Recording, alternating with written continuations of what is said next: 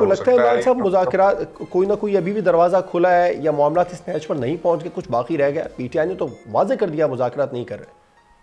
خواہش تو میری یہی ہے کہ اللہ کرے کوئی ایسی چیز ہو جو آپ کو مجھے علم نہ ہو اور کوئی بیک ڈور سے بیک چینل سے ایسی چیز چل رہی ہو، لیکن فی الحال تو مجھے تحریک انصاف کے اندر ہی انتشار نظر آتا ہے۔ مجھے نظر آتا ہے کہ بہت سارے لوگ، فیصل کی بات درست بھی نظر آتی ہے کہ بہت سارے لوگ تحریک انصاف یہ چاہتے ہیں کہ عمران خان باہر نہ آئے اور ان کی لیڈر اور سیاست جو ہے وہ چمکتی دمکتی رہے، جو اس طرح اس وقت چل رہی ہے۔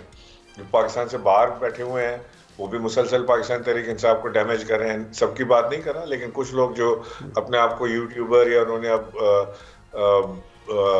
اپنے آپ کو ایک نمائندہ بنا لیا ہے، خودکار نمائندے، عادل راجہ جیسے لوگ ہیں، یہ دوسرے مہدی ہیں، ان کے جیسے لوگ ہیں، یہ انہوں نے کوئی فائدہ تو نہیں پہنچایا تحریک انصاف کو۔ انہوں نے جو خلش کو بڑھانے میں کردار ضرور ادا کیا ہے، کم کرنے میں یا ختم کرنے میں کردار ادا نہیں کیا۔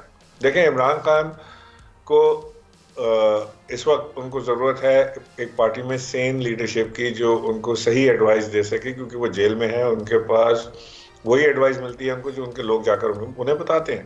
ان کے پاس اور دوسرا ذریعہ جج کرنے کا، ایسیس کرنے کا نہیں ہے، جیسے کہ موبائل فون ان کے پاس نہیں ہے، ٹی وی کی ایکسیس ان کے پاس نہیں ہے۔